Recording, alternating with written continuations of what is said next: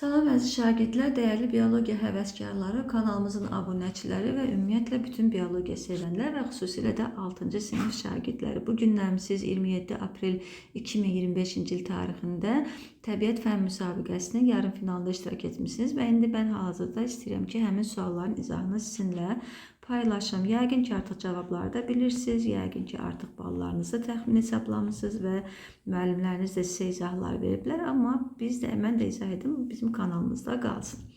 Bəlkə gələcəkdə kimin üçünsə faydalı olar. Beləliklə, ilk sualımız belədir. Doğru verilmiş cavabları qeyd edin. 1. Canlıların yaşadıkları mühitə uyğunlaşması üçün qısa müddət tələb olunur ifadəsi. Bu yanlış olacaq. Burada qısa müddət sözünə diqqət edirik. Çünki bunun üçün uzun bir müddət tələb olunur. Quruluş uyğunlaşması canlıların bədən hissələrinə baş verən dəyişkənlikdir. Bu da doğru, bu doğru olacaq inşallah. İnsanda baş barmağın eyni əlin bütün barmaqlarına toxuna bilməsi quruluş uyğunlaşması doğrudur. Çünki baş barmağın quruluşunda hansısa bir dəyişiklik baş verməli idi ki, o digər barmaqlarla qarşılaşa bilsin. Ayıların qış yuxusuna getməsi davranış uyğunlaşmasına aiddir. Bu ifadə doğru olacaq. Köçəri quşlardan olan çöl qazlarının V formasına köç etməsi quruluş uyğunlaşmasıdır. Bu ifadə isə yanlış olacaq. Bu davranış uyğunlaşmasıdır. Beləliklə də 2, 3, 4 doğru cavab olur. Ona görə B variantını seçirik. İkinci sualımız belədir. Uyğunluğu müəyyən edin. Qum, su, yəni burada gördüyünüz kimi qarışıqların ayrılma üsullarını uyğunlaşdırmalıyıq uşaqlar. İlk nədir? İlk qarışığımız qum sudur. Qumu sudan ayırmaq üçün sadəcə süzmə aparsaq bəs eləyir uşaqlar. Yəni qum süzmə yolu ilə sudan ayrıla bilər. İkinci dəmir tozu kükürtdür. Burada dəmirə maqnitlə təsir edirik və onu kükürtdən ayırırıq. Üçüncüsündə isə xörək tozu ilə su homogen bir qarışıq yaratdığına görə onu süzməklə ayırmaq mümkün deyil. Ona görə buxarlandırma üsulundan istifadə edirik. Beləliklə də oldu 1B, 2C, 3A və biz də sizinlə D cavabını seçdik. Uyğunluğu müəyyən edək, yəni də kimyəvi formula molekul modeli arasındakı uyğunluğu müəyyən etməliyik və burada bizim diqqət edəcəyimiz məqam atomların sayıdır uşaqlar. Gördüyünüz kimi birinci molekulda nədir? Kimyəvi formuldur. Bir dənə karbon atomu var, 4 dənə hidrogen atomu var. Biz də baxırıq bu nəyə uyğun gəlir? Bu B-yə uyğun gəlir. İkinciyə baxırıq, bir karbon atomu, 2 dənə oksigen atomu var. Gördüyünüz kimi bu isə uyğun gəlir C-yə. Bir azot, 3 hidrogen atomu olan molekul isə uyğun gəlir A-ya. Beləliklə oldu 1B, 2C, 3A və B cavabını burada sizinlə seçdik. Dördüncü suala gəlmək uşaqlar. Dördüncü suala deyir ki, doğru ifadəni müəyyən edin. Bütün viruslar patogen orqanizmlərdir ifadəsini doğru hesab etmir uşaqlar. Nəyə görə? Çünki əslində bütün viruslar hüceyə daxili parazitlər olsalar da, amma bəzi viruslar, bəzi bakteriyalar, məsələn, xəstəlik törədən bakteriyaların daxilinə keçərək onlarda parazitlik edib və onları məhv edirlər. Ona görə onlar bizim üçün faydalı viruslar hesab olunur uşaqlar. Bakteriya baxımından belə deyək də faydalı olmasa da, amma biz tərəfdən baxanda bu patogen sayılmır və bizdə onlar xəstəlik törətmir. Ona görə deməli biz onları bütün virusları patogen orqanizm hesab etmirik. Simptom və əlamətin eyni anlayış olmadığını biz sizinlə dərsliyimizdən bilirik. Bilirik ki, simptomlar başqalarının görməyəcəyi, amma əlamətlər isə başqalarının görə biləcəyi deməli anlayışlardır uşaqlar. Sahib orqanizm patogenlər üçün həm qida, həm də məskunlaşma yeridir ifadəsi doğru olacaq. Burada C cavabını seçirik. Göbələklərin bir hüceyrəli nümayəndələri olmur ifadəsini maya göbələyi və yaxud da ki, mukor göbələyinin timsalında biz sizinlə doğru hesab edə bilmirik. Meşələrin qırılması prosesi nəticəsində təbiət hansı növ çirklənməyə məruz qala bilər? Mənə elə gəlir ki, bu sualda bir bilavasitə sözü olsaydı daha yaxşı olardı uşaqlar. Çünki burada meşələrin qırılması İşığı deməli qoyuruq bir kənara. Bu iki variantı çıxırıq uşaqlar. Bu iki variantın üzərində ümumiyyətlə işləmirik. Amma deməli B və C variantlarının üzərində dayanmaq olar. Əslində meşələrin qırılması həm torpaq, həm də su çirklənməsinə səbəb olacaq. Çünki meşələr qırıldıqda torpaq asanlıqla eroziyaya uğrayır uşaqlar və bu zamanda torpaq rahatlıqla da həm də yuyulur və sulara qarşı həm torpağın çirklənməsi, həm də suyun çirklənməsi baş verə bilir. Lakin burada bilavasitə çirklənməyə məruz qala bilər ifadəsi olanda biz əsasən hava ilə səsi götürürük uşaqlar. Çünki torpaq meşələrin qırılması nəticəsində atmosferdə oksigenin miqdarı azalacaq, karbon qazının miqdarı artacaq. Eyni zamanda meşələr bilirsiniz ki, səsi udmaq qabiliyyətinə malikdirlər uşaqlar. Ona görə də ətraf mühitdə səslərin azalmasında meşələrin çox böyük rolu var ki, meşələr olmadıqda bax bu səs çoxluğu, səs kirliliyi də yaranacaq. Ona görə burada cavab hava və səs, yəni C variantı olacaq. 6-cı suala baxaq. Deyir ki, ölkəmizdə yaşıl enerji əldə etmək üçün əsasən günəş panelləri, külək turbinləri və su elektrik stansiyalarından istifadə edilir. Bu qurğular işıq enerjisi, küləyin hərəkəti və suyun müəyyən hündürlükdən axını hesabına elektrik enerjisi istehsal edir. Bu məlumatlara əsasən aşağıdakı enerji dəyişmələrini enerji əldə etmə vasitələri ilə uyğunlaşdıraq. Gördüyünüz kimi uşaqlar, birinci burada nədir bizdə? Birincisi günəş panellərdir. İkincisi deməli külək turbinlərdir. Üçüncüsü isə su elektrik turbinlərdir.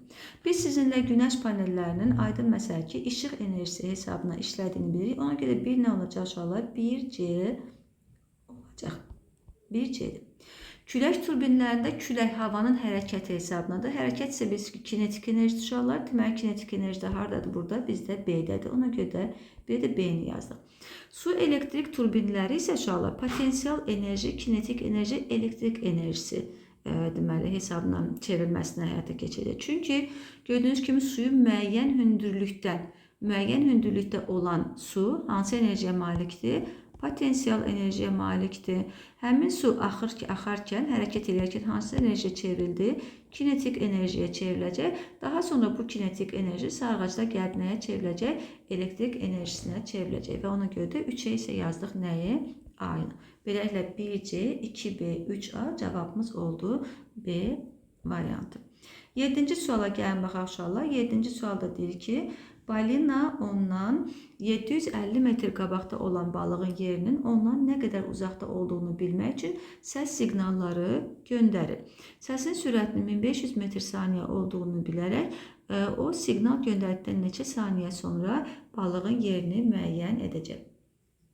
Deməli, əgər səsin sürəti 1500 metr/saniyədirsə uşaqlar, 750 metrdəki bunun yarısına bərabərdir. Deməli, səs 0,5 saniyədə 750 metr qabaqda olan deməli, balığa gedib çatacaq. Amma bir də onun geriyə qayıtması, yəni əks-səda edib geriyə qayıtması lazımdır uşaqlar. Bu geriyə qayıtmaya da bir 0,5 saniyə sərf etdikdə o zaman deməli 1 saniyə müddətinə o həmin o balığın yeri haqqında məlumatı əldə edəcək. Çünki deməli 750 metr məsafəni 0,5 saniyəyə gedən bir səs həmin məsafəni eyni zamanda 0,5 saniyəyə də geri qayıtmalıdır və nəticədə cavabımız oldu 1 saniyə. Verilmiş proseslər üçün doğru ifadələri müəyyən edək. Gördüyünüz kimi uşaqlar, birincidə iki deməli maddə bir-birinin üzərinə gəlinib, amma burada birləşmə baş verməyib, sadəcə olaraq bir-birinə qarışma baş verib. Bu nə oldu uşaqlar? Bu oldu qarışıq.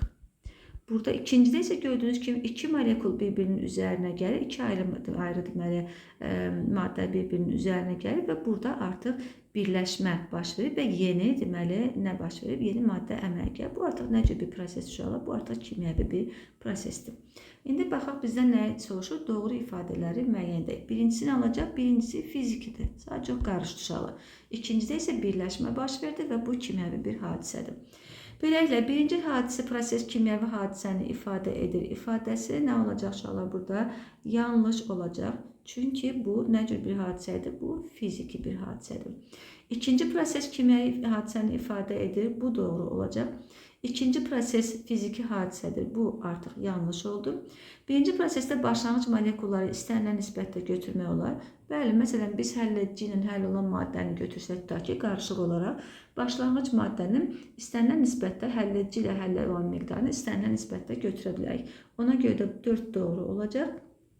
Beşinciyə baxaq. İkinci prosesdə başlanğıc maddələr öz xassələrini itirir. Tamamilə doğrudur uşaqlar. İkinci prosesdə başlanğıc maddələr öz xassələrini itirib, yeni bir maddəyə çevirib, tamamilə yeni xassələr qazanacaqlar. Qarışdıqda isə necə olur uşaqlar? Maddələr öz xassələrini belə deyək də qismən dəyişirdilər, amma eyni zamanda yeni xassələr əldə edirlər, amma öz xassələrində saxlayırdılar. Və ona görə də deməli, ikinci prosesdə başlanğıc maddələr öz xassələrini itirir ifadəsi doğru olacaq. Hər iki proses zamanı yeni maddə əmələ gəlir ifadəsi yanlışdır. Çünki birincidə sadəcə nə elədi? Qarışdı. Yeni maddə ancaq ikincidə əmələ gəldi. 2, 4, 5-dən ibarət D variantı burada doğru olacaq. 9-cu suala baxaq uşaqlar. Şüşədən hazırlanan stəkanın isti keçiriciliyi nisbətən zəif olur. Soyuq stəkana isti, yəni qaynar su süzdükdə o çatlayır. Bunun əsas səbəbi nədir? Elə biz sizinlə burada uşaqlar istilik keçiricinin zəif olması ifadəsindən belə deyək də tutaq və həmin o ifadənin üzərində izah etməyə çalışaq. Ümumiyyətlə stəkanlar cürbəcürdür uşaqlar. Nazik stəkanlarda, nazik şüşə stəkanlar olur ki, məsələn armudu bəzi nazik stəkanlar olur. Onlara siz çay tökdü, onlar çox vaxt çatlamırlar uşaqlar. Çünki belə stəkanda istilik keçiriciliyi bərabər şəkildə nazik olduğuna görə bərabər şəkildə yayılır və ona görə də deməli belə deyək də çatlama baş vermir. Və yaxud da ki, bəzi belə deyək də istiliyə davamlı şüşə qablar var, qazanlar var ki, bilirsiniz ki, onlarda da çatlama baş vermiş. Çünki onlarda da istiliyin keçirməsi o qədər zəif olur ki, o yavaş-yavaş deməli, hələ belə deyək də qızıb çatlatmana qədər artıq digər hissələr də yavaş-yavaş qızmış olur. Ona görə də yenə də çatlamaya səbəb olur. Lakin belə bir stəkanda uşaqlar, stəkanın istilik keçiriciliyi zəif olduğundan stəkanın daxili səthi tez qızır, amma zəif keçdiyinə görə xarici səth deməli gec qızıb. Daxili səth tez qızıb başlayır genişlənməyə. Daxili səth isə hələ yaxşı qızmadığına görə orada genişlənmə olunur və nəticədə deməli daxildə baş verən o genişlənmə xaricdə baş verən genişlənmənin baş verməməsi səbəbindən çatlamaya səbəb olur. Yəni bu ikisinin fərqi stəkanın çatlamasına səbəb olur. Yəni yerləşmir də. Bir növ bunu nə ilə müqayisə edə bilərsiniz uşaqlar? Suyu buzxanaya qoyursunuz, su orada genişlənir, butulka isə genişlənmədiyinə görə o butulkanı çatladır və burada da belədir uşaqlar. Daxili səth genişlənir, xarici səth isə genişlənmədiyinə görə artıq orada nə baş verir? Çatlama baş verir. Ona görə B variantını burada doğru hesab edəcəksiniz. Və keçirik deməli 10-cu suala. 10-cu sualda nə deyir bizə? Deyir ki, məktəblilər qan dövranı ilə əlaqədar şəkildə təsvir olunmuş modeli düzəldirlər. Əvvəlcə birinci qaba, ikinci qab arasındakı qabla ikinci qab arasındakı boru sıxılır. Gördüyünüz kimi bu hissədə boru sıxılıb uşaqlar. Sonra isə birinci qab sıxılır. Birinci qab sıxılır. Bu zaman birinci qabdakı maye üçüncü qaba dolur. Birinci qabla ikinci qab arasındakı borunu sıxmaqla mayenin ikinci qab istiqamətində hərəkətinin qarşısı alınır və maye bir istiqamətdə hərəkət edir. Bu tipli mexanizm insan orqanizmində hansı damarlar üçün xarakterikdir? Bu tip mexanizmi biz sizinlə vena damarlarında görə bilərik. Vena damarlarında bilirsiniz ki, cibə bənzər deməli qapaqlar var idi. Burada barmaq, yəni bu deməli borunun üzərinə sıxılmış barmaq həmin qapaqların bir növ rolunu oynayır. O qapaqlar bilirsiniz ki, bağlanırdı və qanın geriyə axmasının qarşısını alırdı və ona görə vena damarlarında qan yalnız bir istiqamətdə hərəkət edirdi və ona görə cavabımız olacaq D variantı vena damarları. 11-ci suala gəlin baxaq uşaqlar. Deyir ki, diafraqma haqqında verilən fikirlərdən hansı yanlışdır? Baxırıq, bir diafraqma yalnız məməlilərdə rastlanan orqandır. Bu nə olacaq uşaqlar? Bu doğru bir ifadədir. Diafraqma əzələli orqandır. Bu da deməli doğru orqandır uşaqlar. Doğru fikirdir. Deməli ona görə bunu doğru hesab elədik. Diafraqma qan dövranında iştirak edir ifadəsi yanlışdır. Diafraqmadan yuxarıda qaraciyər, ağciyərlər və ürək yerləşir. Qaraciyər bildiyimiz kimi diafraqmadan aşağıda yerləşir uşaqlar. Ona görə bu ifadə də yanlış olacaq. İnsanda diafraqma yırtılarsa nəfəs alma çətinləşər. Bu ifadə doğru olacaq. Çünki diafraqma məhz tənəffüs prosesində iştirak edən bir əzələvi orqandır və ona görə də diafraqma yırtılarsa nəfəs alma prosesi çətinləşəcək. Və beləliklə cavabımız oldu. Yalnız 3, 4, yəni C variantını buradan seçdik. 12-ci suala gəlin baxaq uşaqlar. Nə deyir bizə? Deyir ki, A, B, C və D-nin süzgəc kağızı üzərində xromatoqrafiya nəticələri təsvir edilmişdir. Cədvəlin hansı sətrinə işarələr doğru yazılıb? Baxaq. A, B və D-nin qarışığıdır. Gördüyümüz kimi uşaqlar A-da deməli B-yə də uyğun var. D'ye de uyğun var, amma eyni zamanda gördüyünüz kimi, daha doğrusu B'ye buradadır. Bu C'ye uyğundur. C'ye uyğundur. Bu isə D'ye uyğundur. Bu D'dir. Bu deməli olacaq C. Bu isə nə oldu? Bu isə oldu B. Gördüyünüz kimi A, B, C və D-nin qarışığından ibarətdir. Yəni deməli B və D-nin qarışığından yox, B, C və D-nin qarşılığından ibarətdir. Ona görə də bu deməli nə olacaq? Yanlış olacaq. Doğru yox, səhv olmalıydı bu. İkinciyə baxırıq. D, B və C-nin qarşılığından ibarətdir və baxırıq uşaqlar gördüyümüz kimi D deməli B-nin və D-nin qarşılığından ibarətdir. Bu səhvdir və burada da səhv olaraq göstərib. Ona görə də biz bunu doğru hesab elədik uşaqlar. C-yə baxırıq. B saf maddədir. B-nin saf maddə olduğunu görə bilirik uşaqlar. Çünki gördüyünüz kimi B yalnız deməli bir maddədən ibarətdir.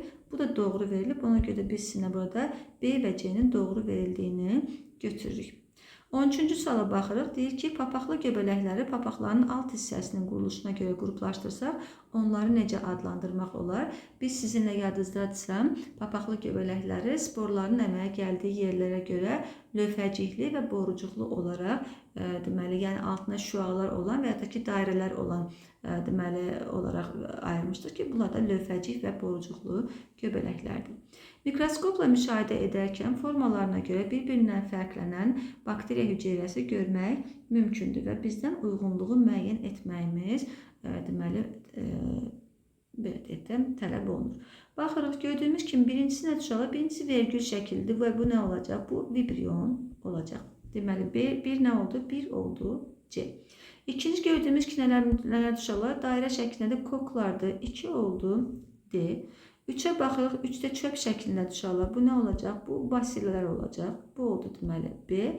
Və 4-də baxırıq. Spiral şəklindədir. Bu isə nə olacaq? Bu isə spirilla olacaq. Bu da oldu A. O zaman nə oldu? 1C, 2D, 3B, 4A cavabımız oldu D variantı.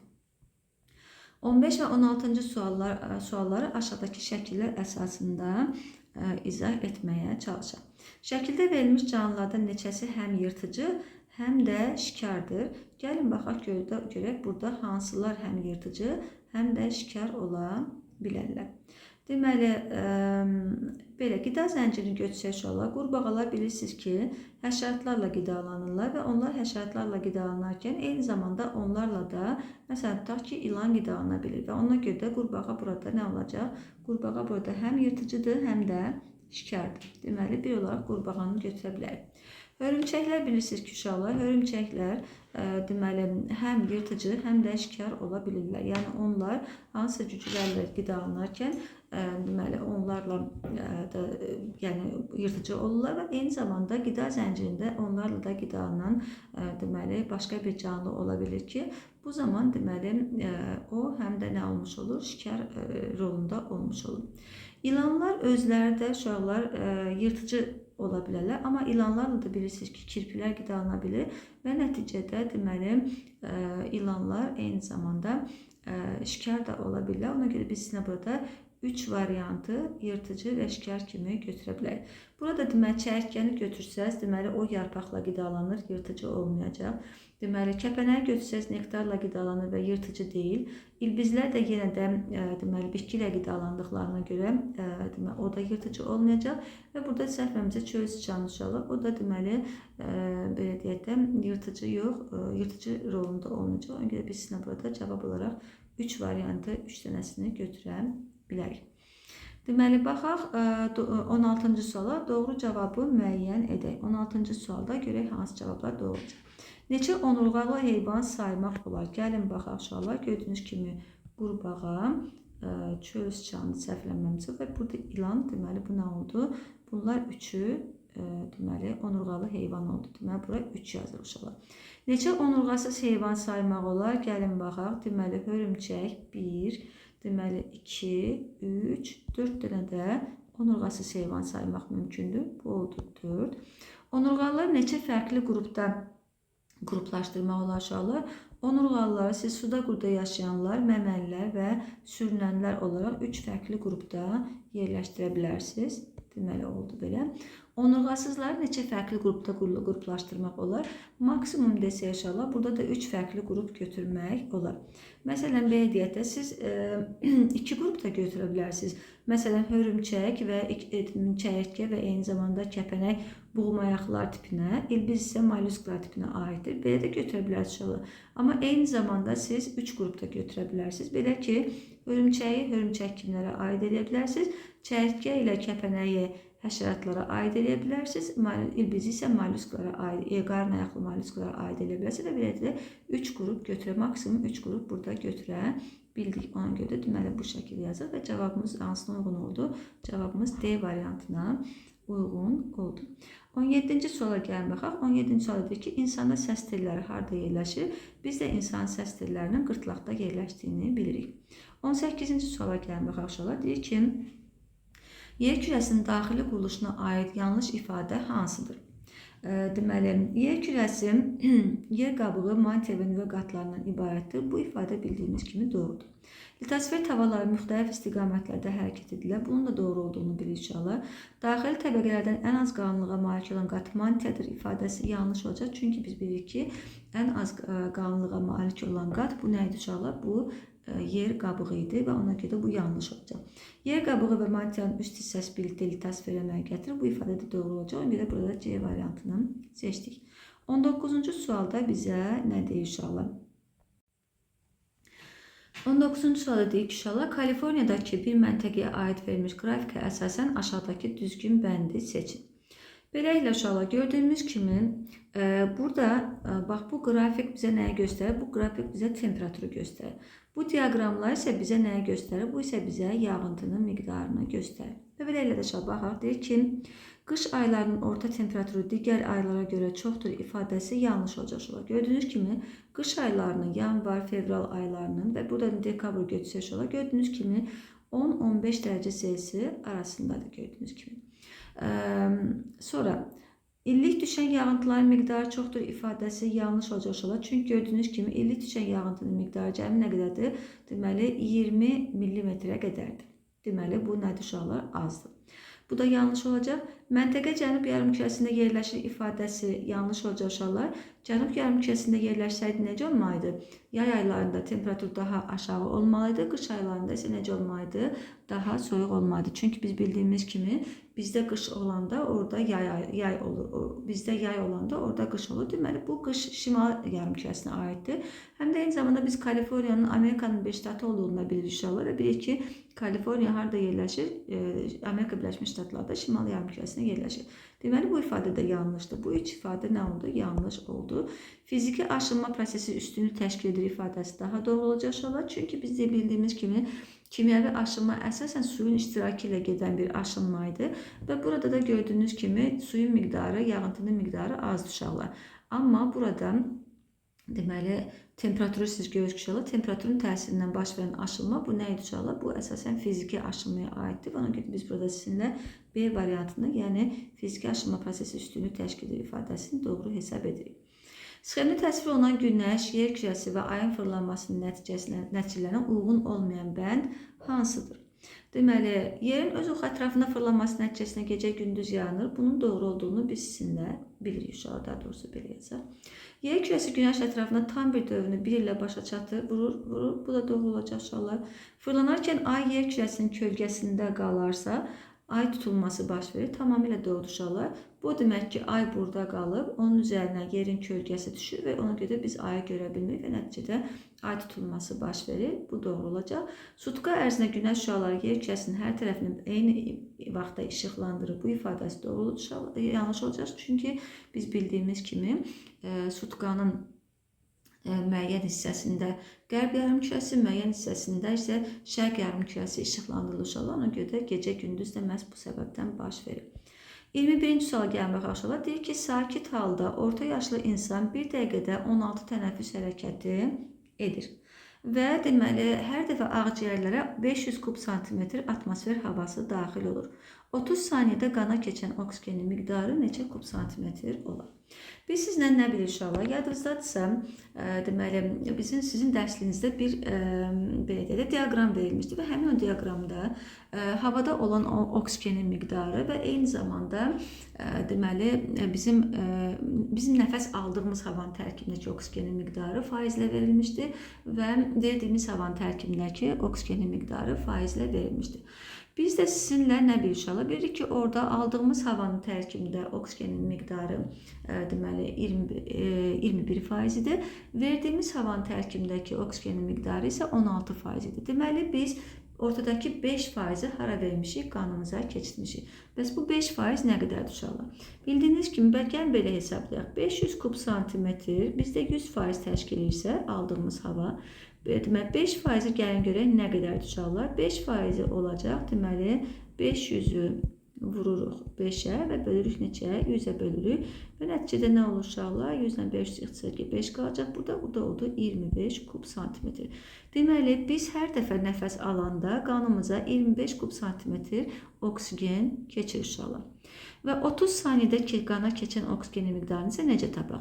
1 dəqiqədə 16 tənəffüs hərəkəti varsa, 30 saniyə yarım dəqiqə deməkdir. Deməli 800 tənəffüs hərəkəti vardır uşaqlar. Əgər bir tənəffüs hərəkəti zamanı 25 kub santimetr oksigen daxil olursa, 8 tənəffüs hərəkəti zamanı nə qədər oksigen daxil olacaq? Buradan da x nəyə bərabər olacaq uşaqlar? X bərabərdir 25 vur 8, o da bərabər olacaq 200 kub santimetr. Cavabımız oldu A variantı.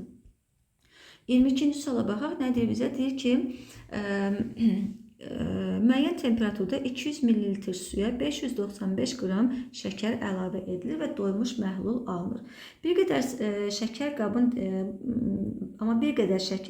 dibinə çökür. Deməli, gördüyünüz kimi uşaqlar 200 ml su 595 qram şəkəri həll etmək üçün belə deyək də kifayət deyildir. Və bu qarışığa həmin temperaturda 50 ml su, 50 ml bunun üzərinə gəldiysə uşaqlar, deməli 250 ml oldu və bu dəfə deyir homogen doymuş məhlul əmələ gəldi. Deməli artıq 595 qram şəkərin hamısı neynədir? Şəkərin hamısı burada həll olmuş oldu. Deməli və bizə suyun temperaturunu müəyyən edin soruşur. Yəni burada ilk cavabımız 40 dərəcədir uşaqlar. Gəlin elə onun üzərində işləyək. 40 dərəcədə gördüyünüz kimi uşaqlar 100 dərəcədə, 100 ml suda 238 qram şəkər həll olmuşdur. Bizə tapaq görək 595 qram nə qədər suda həll olar? Əgər biz buradan x-i tapsaq, x bərabər olacaq nəyə? 595 vur 238 bölünsün 100 olacaq. Və cavab burada alınacaq 250. Bizə isə nə lazım inşallah? 250 ml suda hansı temperaturda 595 qram şəkərin həll olması tamamilə həll olub homogen qarışığa, daha doğrusu doymuş məhlula çevrilməsi baş verdi. Gördüyümüz kimi bu elə 40 dərəcə Selsidə baş verəcək. Digərlərini də bu şəkildə yoxlaya bilərsiniz inşallah, amma bizim cavabımız olacaq A variantı 40 dərəcə Selsi. Və baxaq 23-cü suala. Nə dedik ki, Azərbaycan COP29 konferansından sonra yaşıl enerji istehsalını daha da artırmağı hədəfləyir. Ölkəmizdəki yaşıl enerji ehtiyatlarından biri də külək enerjisidir. Külək enerjisindən ilk mütəmadi və səmərəli enerji əldə edilməsi üçün küləyin kifayət mütəmadi və səmərəli enerji əldə edilməsi üçün küləyin kifayət qədər sürətli və sabit olması vacibdir. Baxın, burada uşaqlar bu sabit olması ifadəsi sizin üçün artıq bir ipucudur uşaqlar. Həm də kifayət qədər sürətli olması deyil. Verilmiş qrafiklərdə bir il ərzində 4 müxtəlif ərazidə küləyin orta sürətləri təsvir olunmuşdur. Bu qrafiklərə əsasən hansı ərazidə külək elektrik stansiyasını inşa etmək daha səmərəli olur? Gördüyünüz kimi uşaqlar A qrafikində müəyyən bir müddətdə küləyin sürəti kifayət qədər çoxdur, amma bir müddətdə tamamilə neynədir? Aşağı düşdü. Bizə isə onun necə olması lazım? Sabit olması, həm də sürətin çox olması lazımdır. Deməli, B-yə baxırsanız gördüyünüz kimi burada da müəyyən müddətlərdə artır, sonra azalır. D variantına baxsaq uşaqlar, burada bir sabitlik, orta sabitlik müşahidə olunur, amma gördüyünüz kimi sürət necədir? Sürət aşağıdır. C variantına baxsaq uşaqlar, C variantına baxsaq görərsiniz ki, burada küləyin sürətdə kifayət qədər çoxdur, həm də nisbi sabitlik var gördüyünüz kimi. Yəni küləyin artma azalması arasında fərq o qədər çox deyil. Ona görə cavabımız burada olacaq C variantı. 24-cü suala gəlin baxaq. 24-cü sualda deyir ki, M kütləli cisim maili taxtada səth boyunca aşağı doğru sürüşür. Ona təsir edən sürtünmə və ağırlıq qüvvələri hansı variantda düzgün təsvir olunur? Biz sizinlə ilk olaraq nəyə baxaq? İlk olaraq ağırlıq qüvvəsinə baxaq. Ağırlıq qüvvəsi həmişə hara yönəllidir? Yer kürəsinin mərkəzinə, yəni aşağıya doğru yönələcək. Burada da baxır uşaqlar, burada deməli A, C və D variantlarında aşağı yönələn bir qüvvə vardır. İndi baxaq sürtünmə qüvvəsinə. Sürtünmə qüvvəsi isə həmişə bilirsiniz ki, cismin hərəkətinin əksinə yönəlir. Gördüyünüz kimi M cismi burada hansı istiqamətdə hərəkət edir? Sola doğru hərəkət edir. Deməli, sürtünmə qüvvəsi onun əksinə hərəkət eləməlidir. Və buradan da baxanda görürük ki, ikinci qüvvənin deməli o istiqamətdə hərəkət elədiyi variant yalnız hansı variantdır? A variantdır. Ona görə də A variantını doğru hesab edəcəyiz. Cədvəldə Yaponiya və Haitidə baş vermiş təbii fəlakətin statistikası verilmişdir. Cədvəldəki məlumatlara əsasən aşağıdakı düzgün bənd hansıdır? Kobe şəhərində, Kobe gördüyünüz kimi Yaponiyanın şəhəridir uşaqlar, zəlzələnin gecə baş verməsi ölənlərin sayını digər şəhərə görə artırmışdır. Zəlzələnin gecə saatlarında baş verdiyini biz görürük uşaqlar. Amma ölənlərin sayı gördüyünüz kimi burada 6434'dür. Burada isə 220 minə, Haitidə 220 minə çatmışdır. Deməli, bu variant nədir? Bu yanlış oldu. Port-Prince şəhərində zəlzələnin gücü Richter şkalasına görə daha çoxdur. Richter şkalasına görə gördüyümüz kimi hər ikisində 7,2 bal gücündə zəlzələ baş vermişdir. Deməli, bu variant da yanlışdır. Zəlzələnin təsirlərini aradan qaldırmaq üçün Yaponiya dövləti daha çox vəsait xərcləməlidir. Gördüyümüz kimi uşaqlar, dağılan evlərin sayı, eyni zamanda yaralananların sayı Kobe şəhərində, yəni Yaponiyada Haitidən qat-qat aşağıdır. Deməli, Haiti daha çox vəsait xərcləməlidir ki, zəlzələnin nəticələrini aradan qaldırsın. Bu ifadə də yanlış oldu. Port-Prince şəhərində binaların zəlzələyə davamlı olmamasına görə yaralananların sayı çoxdur. Düzdür, burada binaların davamlı olmaması haqqında bizim üçün məlumat yoxdur, amma buradan çıxardacağımız ən doğru variant budur. Əslində, burada həm də eyni zamanda səbəblərdən biri nə ola bilərdi? Gördüyünüz kimi, Kobe şəhərində zəlzələ eyni gücdə baş versə də, amma deməli, onun ocağı daha dərindədir. Ona görə onun episentrində hiss olunma daha zəif olub. O birisində isə 12 kilometr uşaqlar. Bunun ocağı daha nisbətən 4 kilometr daha səthə yaxındır və deməli, onun episentrində daha güclü deməli, nəticələr hiss olunmuş və bu da D variantını doğru cavab hesab edirik. Beləliklə, bu bugünkü deməli, fən müsabiqəsinin yarım final mərhələsinin deməli 25 sualının izahıdır. Hər birinizə uğurlar arzulayıram. Ümid edirəm ki, böyük əksəriyyətiniz bu müsabiqədə uğur qazanıb növbəti mərhələyə vəsiqə qazanacaqsınız və hər birinizə növbəti mərhələdə də uğurlar arzulayıram. Özünüzə yaxşı baxın, sağlıqla qalın. Növbəti videolarda görüşənə qədər.